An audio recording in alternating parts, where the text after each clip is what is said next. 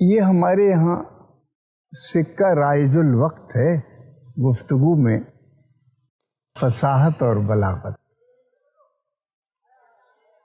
بڑا فصیح و بلیغ شاعر ہے، اس کے ہاں بڑی فصاحت و بلاغت ہے، لیکن نامعلوم معانی کے اور نامعلوم ابلاغ کے یہ لفظ ہیں. لوگ ان سے، ان کی حد فاصل سے، ان کی تمیز سے ناآشنا ہیں. عموماً مولانا صاحبائی نے حدائق البلاغت میں اور غالباً شبلی نے شعر العجم کی 5ویں جلد میں اور مختلف اہل قواعد نے اپنی اپنی کتابوں میں، مولوی غلام علی کنتوری نے، آزاد نے، سب نے الگ الگ معانی کی وضاحت کی ہے. میں نے جو اقتباس کیا ہے فصاحت و بلاغت کا وہ سنیے.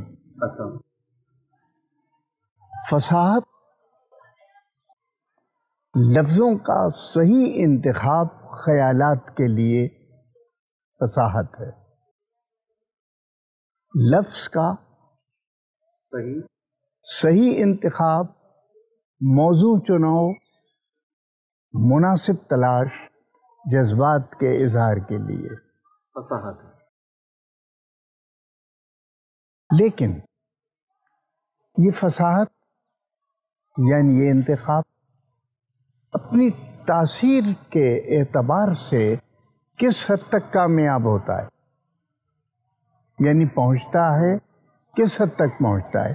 اس فصاحت کا پہنچ جانا تاثیر کے ساتھ ابلاغ کہلاتا ہے، بلاغت کہلاتا ہے. جسے ایکسپریشن کہتے ہیں، اظہار، وہ الگ ہے. اور اس کو جب کمیونیکیٹ کر دیا جائے، کمیونیکیشن ہو جائے جب، تو وہ کہلاتا ہے ابلاغ. درس و تدریس کے معاملے میں یہ دونوں عناصر کام کرتے ہیں، اظہار بھی اور ابلاغ بھی. لیکن ابلاغ کی اہمیت زیادہ ہے. استاد 1 گھنٹے کا خطبہ دیتا ہے، لیکن اس سے حاصل کتنے بچے کیا کرتے ہیں، وہ ابلاغ. کہاں تک وہ کامیابی ہوئی ہے. میں یہ عرض کر رہا تھا کہ جب ہم کہتے ہیں وہ آدمی بہت بلیغ ہے، تو مطلب ہے اپنی بات ہم تک پہنچا پاتا ہے، اور اس کا اظہار، بہتر اظہار، اچھا اظہار، موضوع اظہار، وہ اس کی فصاحت ہے. اچھا، فصاحت کے لیے کاظم 2 عنصر اور بھی لازم ہیں. ایک ہے کہ آپ معانی کی جہت، معانی کا سفر کس رخ پر جا رہا ہے، آواز کے ساتھ، یہ بھی فصاحت. غیث سے ہاتھ چباتے تھے علی کے دلدار، اگلی پڑتی تھی جگر بند حسن کی تلوار. میں نے جب سر کی قسم دی تو رکے وہ جرہ. اب یہ لفظوں کا جو انتخاب ہے اس کیفیت حال کے مطابق ہے، یہ فصاحت ہے. اب 200 سال کے بعد میں یہ شعر پڑھ رہا ہوں، اور ایک کیفیت طاری ہو رہی سننے والا، آپ پر بھی، مجھ پر بھی. یعنی اپنے معنی پورے کر رہی ہے کہ غیث سے ہاتھ کیسے چبائے جاتے ہیں، اور نیام سے تلوار کیسے اوپی ہوتی ہے، باہر نکل آتی ہے. یہ ابلاغ، یہ ابلاغ. سبحان اللہ ڈاکٹر صاحب، وہ اظہار تھا، یہ ابلاغ، یہ ابلاغ ہے.